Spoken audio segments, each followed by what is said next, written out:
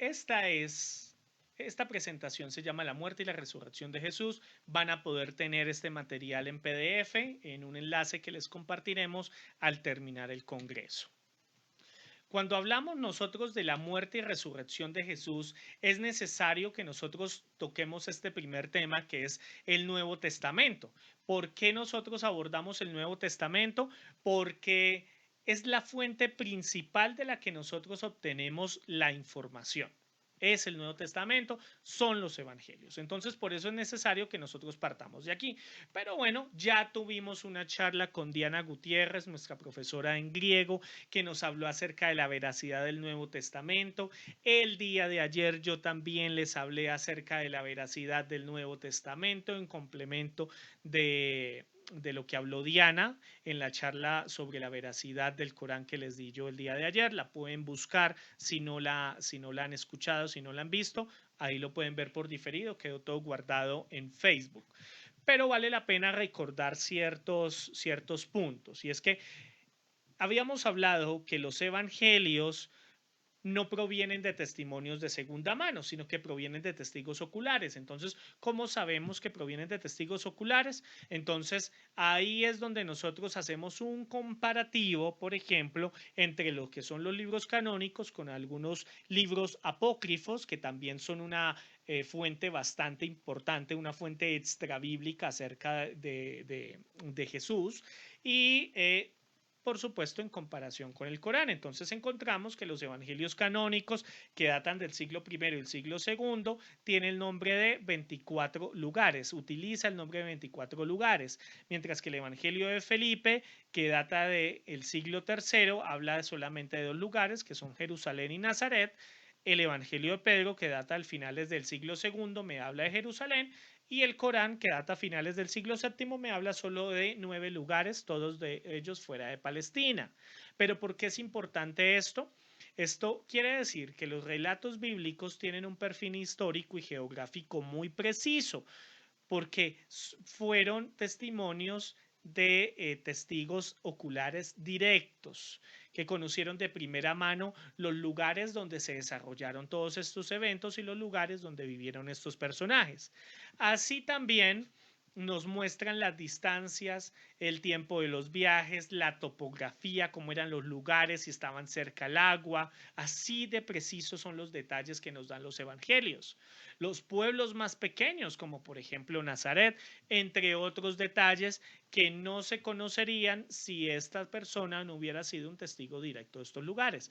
Es por eso que tanto el Evangelio de Felipe como el Evangelio de Pedro se presume que no fue escrito ni por Felipe ni por Pedro, porque si fueran escrito por ellos, seguramente encontraríamos una descripción mucho más detallada de lugares y de la geografía en particular.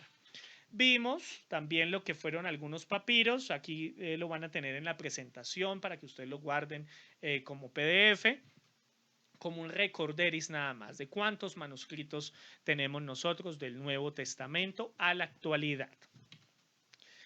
Ahora, ¿por qué tomamos en serio nosotros el Nuevo Testamento, además de lo que ya nosotros vimos con anterioridad? Entonces, el primer punto es porque su circulación fue temprana a los hechos en comparación con otras figuras históricas. Como segundo punto es que no estaban reunidos en un solo volumen. Nosotros no teníamos, en ese tiempo no se tenía la Biblia como nosotros la tenemos actualmente. 66 libros reunidos en un mismo volumen. No, eran todos manuscritos y lo que encontrábamos eran manuscritos por separados, rollos por separados. Así era como se encontraban. Es por eso que se considera o se toma en serio el Nuevo Testamento, también en parte, porque es una agrupación de fuentes. Es decir, que tenemos nosotros la fuente de Mateo, la fuente de Lucas, la fuente de Marcos, la fuente de Juan, la fuente de Pedro, de Santiago, de Judas, de Juan, etcétera. También, y aquí ya les voy a hablar acerca de 3 criterios que se aplican a todo documento que reclama ser histórico. Y es que el Nuevo Testamento reclama ser histórico porque estamos hablando de una serie de hechos históricos, entre ellos la muerte y resurrección de Cristo. Entonces tenemos el criterio de la atestación múltiple. ya se los explicaba yo el día de ayer, que numerosas fuentes ofrecen aproximadamente la misma información del mismo suceso o de la misma persona. Entre más fuentes encontremos, pues mucho mejor. Tenemos el criterio del rechazo, y es que no debió haber sido discutido o rechazado por ninguna fuente antigua, en este caso por ninguna fuente del primer siglo, que de pronto algún historiador o algún erudito levantara la mano y dejara por escrito: ese tal Jesús del que están hablando no existe, no hay evidencia de que de un tal Jesús haya sido crucificado. Y el siguiente criterio es el criterio de la coherencia. ¿Qué quiere decir esto? Que la información descrita en los evangelios y en el Nuevo Testamento debe encajar perfectamente con otros elementos históricos. Eso es lo que quiere decir el criterio de la coherencia, el criterio del rechazo y el criterio de la atestación múltiple. No olviden que pueden ir dejando sus preguntas allí en el chat.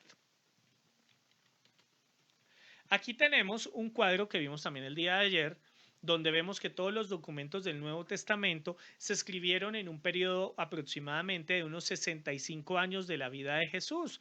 Algunos se escribieron incluso 20 años. Encontramos nosotros aquí la diferencia. En todo caso, son menos de 100 años. Entonces nadie cuestiona la historicidad de Jesús, por ejemplo, porque cuando se comparan con otras figuras históricas como Plinio, como Platón, como César, como Aristóteles, como Homero, por ejemplo, cuando se hace la comparación de la información que tenemos, vemos que la información de la que disponemos del Nuevo Testamento abunda, es muy grande. ¿Qué dice Gary Habermas, que es un historiador y filósofo de la religión? Vale la pena recordar lo que él menciona. Dice: lo que generalmente se entiende es que el Nuevo Testamento tiene mucha más evidencia manuscrita de un periodo mucho más temprano que otras obras clásicas. Hay poco menos de 6.000 manuscritos del Nuevo Testamento, con copias de la mayoría de los del Nuevo Testamento que datan de aproximadamente 100 años después de su escritura. Las fuentes clásicas casi siempre tienen menos de 20 copias cada una y generalmente datan del 700 a 1400 años después de la composición del trabajo. En este sentido, los clásicos no están tan atestiguados. Si bien esto no garantiza la veracidad, significa que es mucho más fácil reconstruir el texto del Nuevo Testamento. En cuanto al género, los evangelios generalmente se toman hoy como ejemplos de biografías romanas. Ahora ya entramos a lo que es el ministerio de Jesús. Cuando entramos al ministerio de Jesús, vemos la aproximación de los historiadores, que es lo que dice el consenso académico. Fuentes tempranas independientes de las sanaciones de Jesús atestiguadas en 8 fuentes diferentes y en un periodo de 60 años. 3 en 20 años. 3 de estas fuentes en 20 años. ¿Por qué es importante el tema de las sanaciones? Porque el tema de las sanaciones son consideradas como hechos sorprendentes, es decir, como milagros que fueron considerados por la gente del primer siglo. Es decir, la gente del primer siglo, los testigos oculares consideraron estos hechos sorprendentes como milagrosos. Y uno de estos hechos sorprendentes de los que hablamos es, desde luego, la resurrección de Jesús. Entonces, por eso es importante nosotros ver esto. Además, que una de las maneras que Jesús tuvo de demostrar que Él era Dios fue por medio de estos hechos sorprendentes, es decir, por medio de estos milagros. Y cuando nosotros vamos a revisar estas fuentes, vemos que 13 referencias a sanaciones encontramos en el Evangelio de Marcos, siendo este el Evangelio más temprano. 4 en Q. ¿Qué es la fuente Q? Es una fuente compartida por Mateo y Lucas. 5 en L. La fuente L es la fuente que particularmente tuvo Lucas. 2 en M, es decir, el Evangelio de Mateo. 7 en SQ, es conocida como la fuente de los signos o el Evangelio de los signos, que pueden ustedes buscar, por ejemplo, en Internet, que está detrás de la información que tuvo de primera mano. Aparte de Juan ser testigo ocular, también tuvo la fuente SQ. Y por supuesto tenemos que en 2 Corintios 12:12 y también en el libro de Santiago encontramos referencias a sanaciones y milagros hechos por Jesús.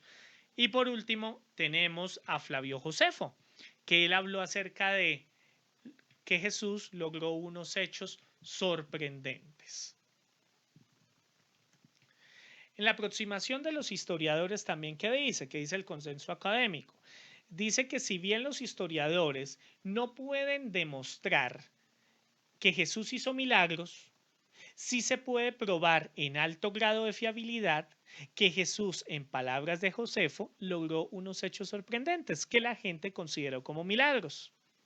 En contraste, tenemos un personaje histórico del siglo I, que de pronto algunos conocen, que se llama Apolonio de Tiana, que fue un filósofo y matemático y místico neopitagórico, del cual se dice que él hizo milagros.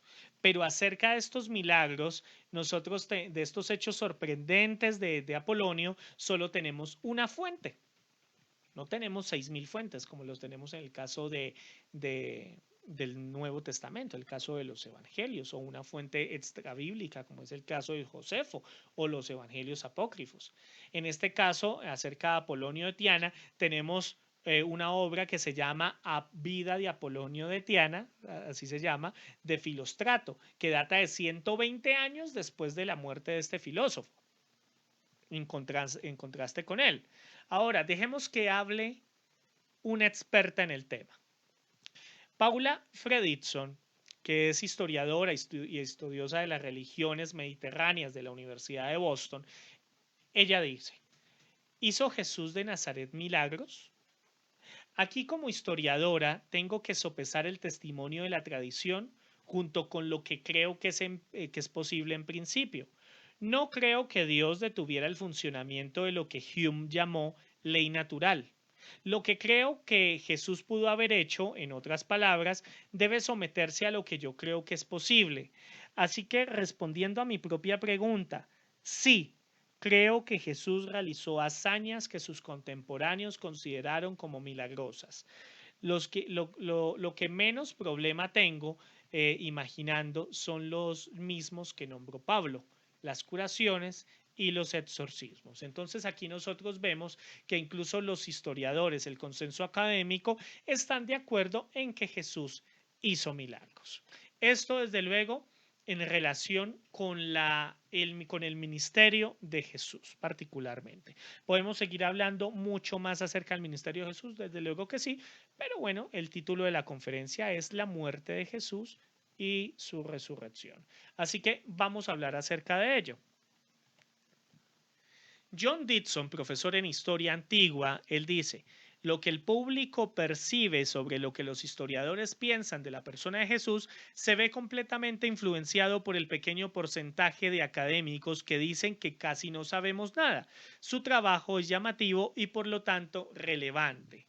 Así que las personas que dicen que Jesús no existió, que Jesús no hizo milagros, que Jesús no fue crucificado, está influenciado por ese pequeño porcentaje de académicos como por ejemplo Richard Carrier, que niega la historicidad de Jesús, por ejemplo.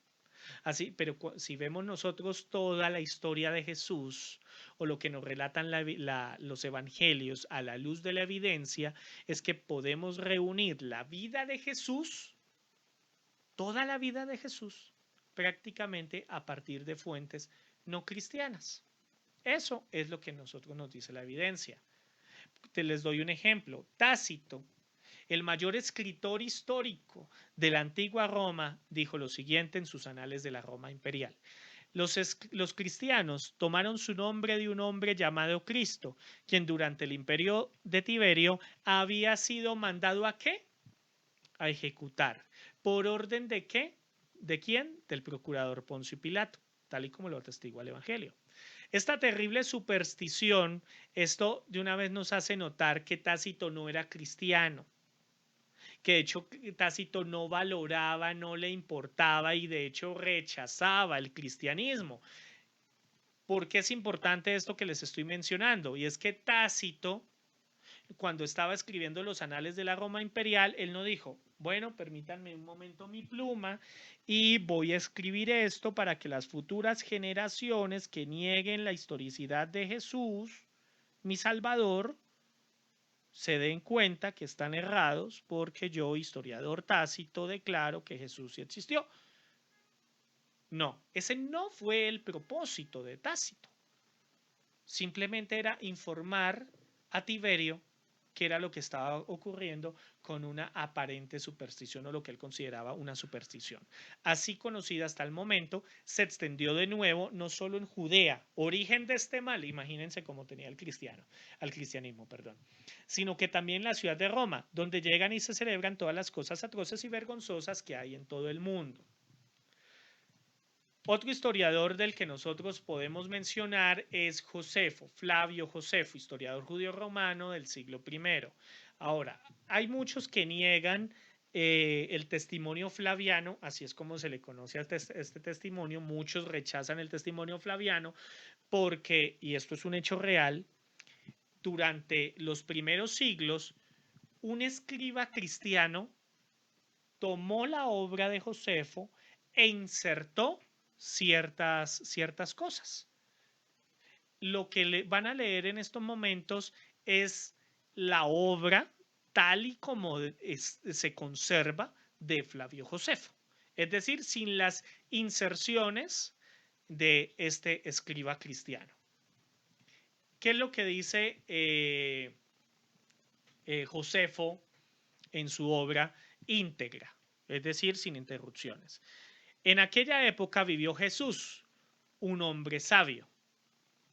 Él fue quien realizó las sorprendentes hazañas y era maestro. Se ganó a muchos judíos y a muchos griegos. Cuando Pilato, al escuchar las acusaciones de los hombres de mejor reputación entre nosotros, lo condenó a ser crucificado. Aquí me está hablando no solamente de la muerte de Jesús, sino que me está hablando de cómo murió, algo que niegan los musulmanes. Aquellos que primeramente lo amaban no renunciaron a su afecto por él y el grupo de cristianos que se llamaba así por él todavía no ha desaparecido. Ahora, pueden los escépticos decir, no, ¿saben qué? Voy a rechazar totalmente ese testimonio. Pues hay otro testimonio de Josefo que habla acerca de Jesucristo y que de ese sí tenemos evidencia de que no hubo ninguna inserción por parte de los cristianos y de hecho el consenso académico dice que esto se puede tomar en cuenta. Y así Ananías, el sumo sacerdote, convocó a los jueces del Sanedrín y trajo ante ellos a un hombre llamado Santiago, el hermano de Jesús, también llamado el Cristo, y algunos otros, y los entregó para que los lapidaran. Aquí no solamente me presenta evidencia de que Jesús existió, sino que también me presenta evidencia de que algunos mártires, es decir, Santiago, hermano de Jesús, que por cierto no siempre fue cristiano, antes era un incrédulo, pero a partir de la resurrección de Jesús es que él acepta ser seguidor de Jesús y seguir el camino que era como primeramente se llamaba el cristianismo. Entonces aquí me presenta evidencia de que realmente había una actitud consistente, una manera de actuar consistente de los apóstoles cuando hablamos acerca del martirio. Entonces, de estas referencias no cristianas, nosotros podemos tener la seguridad, hablando en términos históricos y arqueológicos, sobre, primero, la existencia de Jesús, segundo, su reputación como maestro, tercero, como sanador y que hizo milagros, cuarto, que Pilato mandó a crucificarlo y quinto, que lo llamaban el Cristo. Todo esto podemos llegar a afirmarlo sin ninguna duda. Y lo que vemos nosotros aquí en pantalla es el famoso grafito de Alexámenos, que fue descubierto en el Monte Palatino. Data del año 200 después de Cristo y es una burla precisamente a un cristiano llamado Alexámenos que está adorando a un dios burro crucificado. Esta era una de las maneras que el Imperio Romano tenía de burlarse acerca de este dios muerto, de este dios crucificado. Ahora pasemos a hablar acerca de la resurrección. Y acerca de la resurrección, yo les quiero brindar no uno, no dos, no tres, no cuatro, no cinco, sino más argumentos y más razones por las que podemos nosotros estar seguros, completamente seguros, que la tumba de Jesús está vacía. Y eso es lo que yo les quiero hablar. Entonces, el primer punto que nosotros tenemos es la ausencia de citas en las escrituras. Ah, pero ¿qué quiere decir esto? Y es que Mateo cita alrededor de 96 veces el Antiguo Testamento. Marcos habla acerca de unas 34 veces, Lucas menciona como 58 veces el Antiguo Testamento, Juan unas 48 veces, pero estas veces en relación con la pasión y muerte de Jesús, no en cuanto a su resurrección. Así que si la resurrección fue un invento tardío o si los evangelistas inventaron la resurrección o si Pablo, bueno, hablando de los evangelistas, no metamos aquí el pelo todavía, si los evangelistas inventaron la resurrección, así como usaron fuentes del Antiguo Testamento para ilustrar, para presentar y para preparar la muerte de Jesús, lo que también esperaríamos para que ellos creyeran, para que los judíos creyeran en el Mesías y en Cristo, es que hubieran usado el Antiguo Testamento para también ilustrar lo que iba a ser la resurrección. Pero no lo encontramos por parte de los evangelistas. Ahora bien, sí, Jesús ilustró, él habló acerca de Jonás e ilustró que él iba a volver, pero también tenemos ausencia de reflexión teológica frente a lo que Jesús dijo, pero ya vamos también a ese tema. Entonces, ¿qué pasa con la resurrección? Hay cero referencias del Antiguo Testamento. ¿Qué nos dice esto? Que las historias de la resurrección de Cristo son muy antiguas, son de antes de que los primeros cristianos comenzaran a reflexionar teológicamente sobre lo que había ocurrido esa mañana. No fueron historias inventadas y acomodadas para sostener una religión. Como segundo punto tenemos el relato del entierro y las apariciones de Jesús, que ellas aparecen en un credo temprano escrito por el apóstol Pablo. 3 años, de hecho 3 años después de su conversión. Entonces, aquí vamos a entrar como en un panorama histórico del Nuevo Testamento. Hay que, o específicamente las epístolas. Hay que recordar que Pablo, antes llamado de hecho Saulo de Tarso, no siempre fue cristiano. Todos ustedes lo saben y si no lo sabes, pues te estás enterando hasta ahora. Por su propio testimonio, por el propio testimonio de Pablo, él era un judío celoso que pensaba que Jesús era un falso profeta y Mesías, deseoso por erradicar la plaga en la que se estaba convirtiendo el cristianismo. Él perseguía cristianos, él organizaba las bandas para ir a perseguir cristianos, él consentía su arresto, su ejecución, y es en uno de estos viajes que él se encuentra con este Jesús resucitado. 3 años después de su conversión, hacia el año 35 después de Cristo aproximadamente, Pablo nos dice en su carta a Galacia, es decir, la carta a los Gálatas, y todo erudito, y aquí hago un paréntesis, todo erudito ateo, agnóstico, musulmán, judío, estará de acuerdo en que Pablo escribió esta carta. Todos lo saben. ¿Y qué dice entonces Pablo en esta carta? Que él subió a Jerusalén para conocer algunas versiones y algunas versiones dicen ver, algunas versiones lo dicen conocer, algunas versiones lo dicen ver, significa exactamente lo mismo, es el mismo contexto. ¿A quién? A los testigos oculares, a Pedro y a Jacobo, también llamado Santiago, que era el hermano de Jesús, aquel del que habla Flavio Josefo. Esto lo vemos nosotros en Gálatas 1:18. Y entonces, ¿qué pasa? Pasa 15 días con ellos. El término usado aquí para conocer y para ver en griego es historeseai, del cual sale la palabra, casualmente aquí expresada, historia. Es decir, Pablo viaja a Jerusalén para conocer la historia de Pedro y la historia del hermano de Jesús. de Jacobo, es decir, Santiago. Ahora, ¿por qué? Cuando se estaban escribiendo las Biblias, pues generalmente explico aquí un poco el término de por qué Santiago y no Jacobo. Es que en el siglo, cuando comienza la redacción y las traducciones de la Biblia, a todos se les conoce como San Pedro, San Juan, San Marcos, San Mateo, San Jacob. ¿Ven? San Jacob, San Jacobo.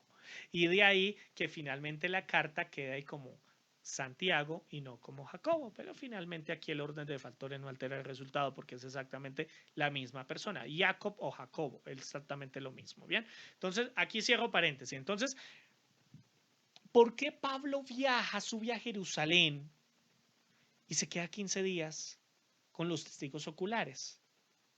Porque Pablo no quería basar su enseñanza y predicación en testimonios de segunda mano, ni tampoco en lo que a él le parecía. Él quería escuchar la historia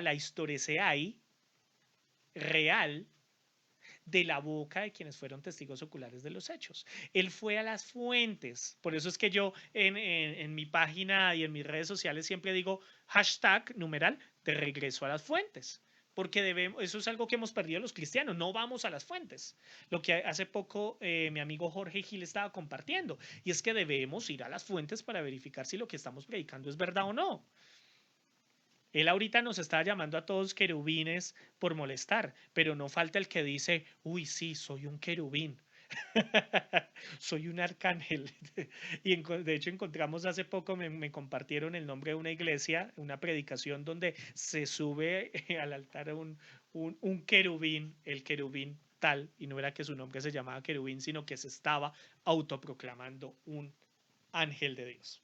Bueno, seguimos aquí, herejías que uno encuentra por ahí en redes sociales. Bueno, entonces luego Pablo dice en la misma carta a los Gálatas, en el capítulo 2, que 14 años después, más o menos hacia el año 50 después de Cristo, él vuelve a Jerusalén nuevamente. Esta vez va con dos de sus discípulos, va con Bernabé y va con Tito, a reunirse con Jacobo, con Cefas y con Juan. Estos tres testigos oculares del ministerio, muerte y resurrección de Jesús, porque de hecho Jesús dice Pablo que Jesús se le aparece a Cefas también. Entonces, como vemos, Pablo tenía un compromiso con la enseñanza, y esto es una gran enseñanza para nosotros, valga la redundancia, que tiene un compromiso con la enseñanza que le está dando, con su predicación, con sus discípulos. Primero sube solo y después acompañado para asegurarse que lo que estaba enseñando era correcto, es decir, era historiceai, es decir, era histórico. Ahora bien, ¿cómo sabemos que lo que Pablo está escribiendo es cierto? Es la pregunta que muchos pueden hacer. Bueno, permítanme un momento porque como saben soy mi propio moderador. Así que dejen ahí sus preguntas en el chat. Ahí estoy viendo que algunos están compartiendo están participando. Bueno, entonces seguimos aquí. ¿Cómo sabemos que lo que Pablo está escribiendo es cierto? ¿Cómo lo sabemos nosotros? Para responder a esta pregunta buscamos otras fuentes que lo corroboren. Entonces tenemos en la historia a dos personajes, uno llamado Clemente de Roma, del año 35 al 99 después de Cristo, y otro es Policarpo de Esmirna, del 69 al 129 después de Cristo. Clemente era discípulo de Pedro y él menciona las cartas de Pablo. Policarpo era discípulo de Juan y en su carta a los filipenses él también menciona, con el fin de combatir las herejías de los gnósticos, Policarpo no solo cita repetidamente los escritos de Pablo, sino que también enfatiza la importancia personal de Pablo como autoridad principal de la iglesia cristiana. Textualmente él dice, enseñó con precisión y fiabilidad el mensaje de la verdad. Desde luego, esta clase de cosas no las dirías de un hombre que ha tergiversado y corrompido la enseñanza de sus maestros y la historia de Jesús, como lo mencionan los musulmanes. Entonces, todo esto en relación con este segundo punto. Entonces, siguiendo con Pablo, porque estamos hablando que de ahí nace, lo que es el primer credo temprano, de estas reuniones que Pedro y Pablo, que Pedro, Jacobo, Cefas y Juan tienen con Pablo y sus discípulos, él escribe lo que sería la primera declaración doctrinal de fe que encontramos en 1 Corintios 15, del 3 al 8. Él dice lo siguiente: porque yo les entregué en primer lugar lo mismo que recibí, que Cristo murió por nuestros pecados, conforme a las Escrituras, que fue sepultado y que resucitó al tercer día, conforme a las Escrituras, que se apareció a Cefas y después a los 12. Luego se apareció a más de 500 hermanos a la vez, la mayoría de los cuales aún viven, pero algunos ya duermen. Después se apareció a Jacobo, luego a todos los apóstoles, y al último de todos, como aún no nacido fuera de tiempo, se me apareció a mí. Entonces aquí Pablo menciona tres apariciones. ¿Y cuáles son esas apariciones? Entonces, que se le apareció a Cefas y después a los 12, menciona que se le apareció a 500 y menciona que se le apareció a él. Como tercer punto, tenemos que las mujeres estuvieron entre los primeros testigos de la crucifixión, el entierro y la tumba vacía. Bueno, pero ¿por qué es importante el testimonio? ¿Por qué como argumento tenemos esto? Permítanme, les hablo un poco acerca de este tema. Y es que, primero, la cultura judía del primer siglo consideraba el testimonio de una mujer menos valioso que el de un hombre. Un relato de ficción, si se presenta como ficción, probablemente no colocaría a las mujeres en el papel de los primeros testigos del Señor resucitado. ¿Por qué? Porque simplemente no era válido el testimonio de una mujer. O era menos válido que el de un hombre. Entonces, colócame, si te estás inventando esto, invéntatelo bien y colócame a un hombre como testigo. Y en lo posible, un personaje público. Como segundo punto, carece de una razón profunda por la cual la iglesia cristiana posterior humillaría a sus líderes, al patriarcado, a sus líderes masculinos, al retratarlos como cobardes, porque ya sabemos dónde estaban los discípulos, estaban escondidos, y a las mujeres como devotas audaces. Desde luego, a menos que sea la forma en que realmente sucedieron las cosas. Tercer punto, tenemos las palabras de los discípulos sobre los testimonios de la resurrección de las mujeres. Ellos decían que parecía una tontería. Eso lo vemos en Lucas 24:11. Además, a María Magdalena, nombrada en los 4 evangelios por estar en la crucifixión y la tumba vacía, se le exorcizaron 7 demonios. Eso lo sabemos por el testimonio de Lucas 8. Así que esto tampoco iba a ayudar en su credibilidad como testigo. Es interesante, cuando analizamos esto, que las mujeres no fueron mencionadas por Pablo en el versículo que les acabo de leer como testigos oculares de la resurrección. Cuando Pablo está enumerando las apariciones posteriores de Cristo, él no menciona a las mujeres. ¿Por qué no menciona a las mujeres? Precisamente por eso. Porque si él mencionaba a las mujeres, iba a carecer de credibilidad. Ahora vamos al punto número 4. Al punto número 4. Y es que solo un evento tan magnífico y real como la resurrección pudo haber cambiado a hombres temerosos y cobardes en hombres valientes y dispuestos a morir por su fe.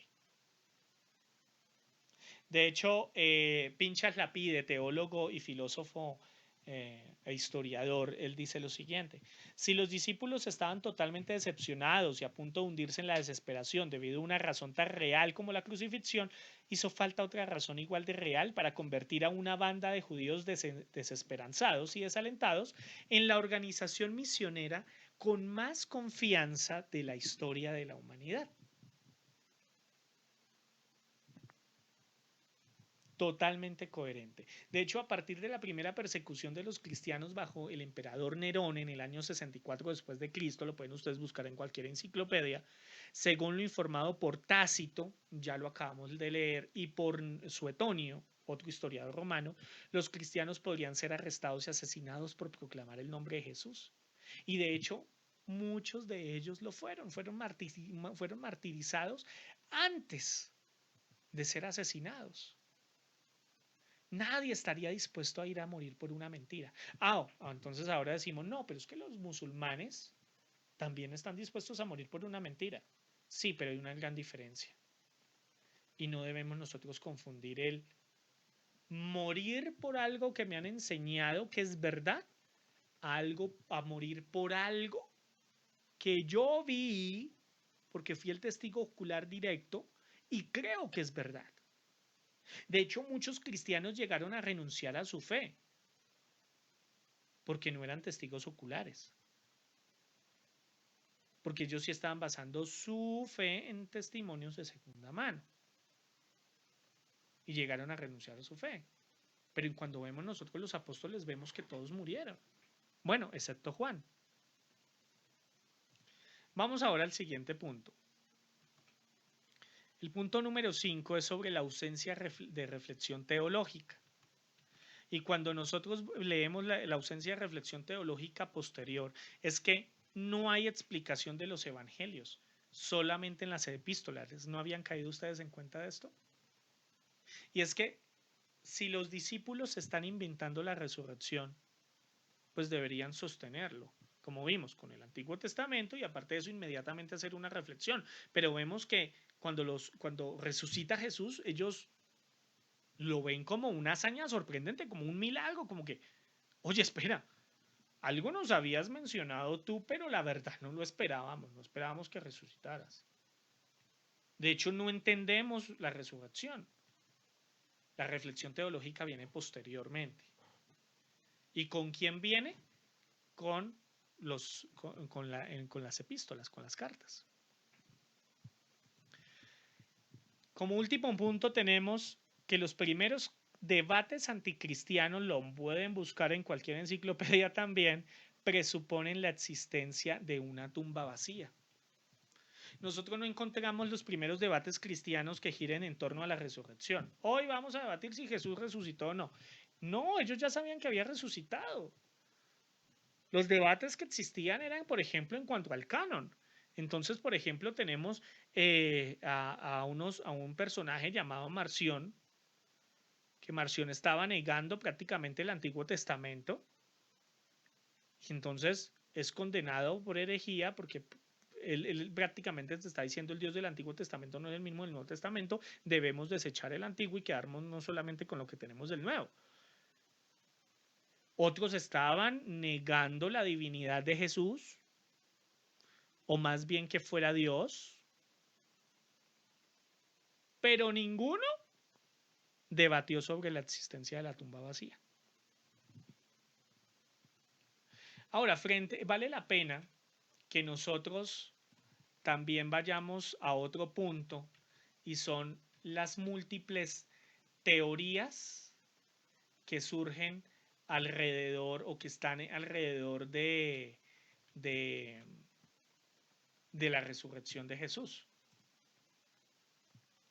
Entonces tenemos primero la teoría de las alucinaciones. Es que fue una alucinación de los apóstoles. Pero como vemos, las apariciones son demasiado diversas como para encajar en el modelo de las alucinaciones. Segundo, a través de la psicología, esto lo sabemos, una ciencia, la profesión de la salud mental, sabemos que las alucinaciones son eventos privados en la mente de un individuo, no tienen realidad externa, no logra explicar, y por último, no logra explicar la tumba vacía. Si yo en estos momentos tuviera una alucinación o un sueño que en estos momentos, yo qué sé, estoy viajando a Abu Dhabi o estoy viajando a la Meca y estoy haciendo una peregrinación a la Meca en estos momentos. Y al mismo tiempo, no sé, mi esposa, mi hija, también, no sé, tenemos una salida de gas y todos estamos teniendo alucinaciones. Seguramente mi alucinación es totalmente diferente a la de mi esposa y de mi hija. En medio de mi alucinación o mi sueño yo no le voy a decir a mi esposa, oye, mira lo que estoy viendo. No, porque es privada. La segunda teoría es la teoría de las apariciones. Pero todas las apariciones tienen un componente físico. no es un fantasma. Por último, todas las apariciones dejaron de suceder y tampoco logran explicar la tumba vacía. La teoría del desmayo. O sea, todas estas teorías que les estoy enseñando, les estoy exponiendo, no solamente son expuestas por musulmanes, sino también por no musulmanes. La teoría del desmayo. Jesús se desmayó. Él no murió, solamente está desmayado. Pero no logra explicar la tumba vacía. Los romanos, de hecho, sabían cómo matar. Es imposible. De hecho, ¿qué es lo que dice David Strauss? Dice que es imposible que un ser que se escapó del sepulcro, medio muerto, que deambulaba arrastrándose débil y enfermo, que necesitaba tratamiento médico y que le curaran las heridas, que necesitaba descansar y recuperar fuerzas y que todavía estaba sumido en un sufrimiento tremendo, pudiera dar a los discípulos la impresión de que era el vencedor de la muerte y de la tumba, el príncipe de la vida. Una impresión que sería la base del futuro ministerio de aquellos hombres. Esto dijo David Strauss, teólogo y filósofo alemán. Oye, te lo pongo de esta manera. Si a mí se me aparece un tipo así medio muerto, medio zombie, yo no estaría dispuesto a morir por él. Yo no sé ustedes, pero yo no. Ni mucho menos estaría dispuesto a afirmar lo que afirmó Pablo. Para mí el vivir es Cristo y el morir es ganancia.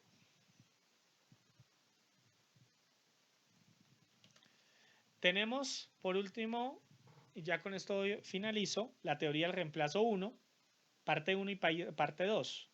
Como por ejemplo, esta es una fuerte tesis de los musulmanes. Jesús no fue crucificado. Fue crucificado Judas, fue crucificado otro, un ángel bajó del cielo y fue crucificado en vez de Jesús. Pero no logra explicar la tumba vacía tampoco. Y Jesús fue sepultado. La teoría del reemplazo 2. Jesús murió, pero después confundieron a otra persona con él. Pero tampoco logra explicar la tumba vacía. Y por último, los amigos y familiares de Jesús podrían haber desmentido una farsa como esa. Yo ante esto yo les pregunto, si ustedes fueran testigos oculares, ¿ustedes estarían dispuestos a morir por alguien que aparentó estar muerto? Yo no.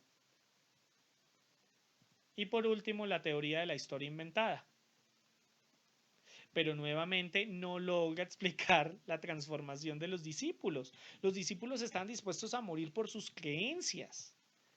No logra explicar cómo es que algunos pasaron de ser escépticos a creyentes, como el testimonio de Pablo, como el testimonio de Santiago, que Santiago, el hermano de Jesús, estamos hablando que vivió con él, lo vio en su adolescencia, lo vio jugar, lo vio comer, lo vio ir al baño, compartieron, pudieron haber compartido ahí su almuerzo, su cena. De hecho, él no le creía, pero resucitó. Si es una historia inventada, no logra explicar la conversión de Santiago, de su hermano. Un hermano que incluso dice Josefo que fue a la muerte. Que fue a la muerte por él. Así que tenemos unas problemáticas generales con estas teorías que plantean los escépticos y musulmanes. Primero, los relatos del juicio y entierro de Jesús están atestiguados por múltiples fuentes, tanto bíblicas como independientes, como nosotros lo vimos hace un momento. Segundo, no hay buenas razones para dudar de figuras claves como José de Arimatea, quien fue un personaje público y miembro del Sanedrín. Es decir, si yo me estoy inventando esta historia, yo no voy a poner un personaje público al que cualquiera puede ir y preguntarle, oye José, ¿es cierto lo que están diciendo? ¿Es cierto que tú prestaste tu tumba para que este hombre lo sepultara y que ahorita resucitó? ¿Es cierto eso? No, yo pongo, si yo estoy inventándome algo, yo digo, y entonces, no sé, Paquita, la del barrio, aquí en Colombia, y pues aquí en Colombia nadie conoce a Paquita del barrio o no tiene el teléfono para ir a preguntarle. O pongo Juanito el tendero. ¿Y cuál Juanito? Hay algún Juanito debe ser tendero, pero vaya y búsquelo. Ni tampoco hay buenas razones para dudar de figuras responsables del arresto y el juicio de Jesús como Caifás, Herodes y Poncio Pilato, del cual tenemos evidencia histórica y arqueológica que la llegan a respaldar. Tercero, no logran explicar la tumba vacía. Cuarto, no logran explicar las apariciones tras la resurrección. O quinto, no logra explicar ninguna de las cuatro cosas. E.P. Sanders, que es un erudito en Nuevo Testamento y profesor de religión en artes y ciencias en la Universidad de Duke, en Carolina del Norte, él dice: no hay dudas serias acerca del curso general de la vida de Jesús, cuándo y dónde vivió, aproximadamente cuándo y dónde murió, y el tipo de cosas que hizo durante su actividad pública. En primer lugar, voy a ofrecer una lista de afirmaciones sobre Jesús que cumplen dos requisitos. Están casi fuera de discusión y pertenecen al marco de su vida y especialmente al de su actividad pública. Jesús nació el 4 antes de la era común, es decir, antes de Cristo, poco antes de la muerte de Herodes el Grande. Pasó su infancia y los primeros años de su edad adulta en Nazaret, una aldea de Galilea. Fue bautizado por Juan el Bautista, llamó a los que habían de ser sus discípulos, enseñó en los pueblos, aldeas y campos de Galilea, al parecer no en las ciudades.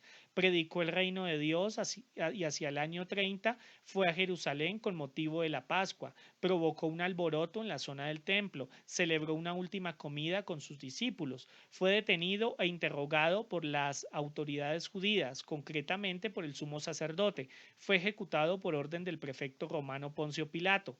Podemos añadir aquí una breve lista de hechos igualmente seguros acerca de las consecuencias de la vida de Jesús. Sus discípulos huyeron al principio, lo vieron. ¿En qué sentido? No hay certeza. Después de su muerte.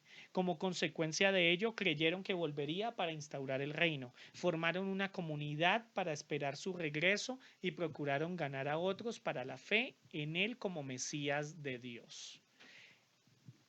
Esta lista que acaba de hacer el doctor Sanders son las cosas indiscutibles. Es lo indiscutible acerca de Jesús.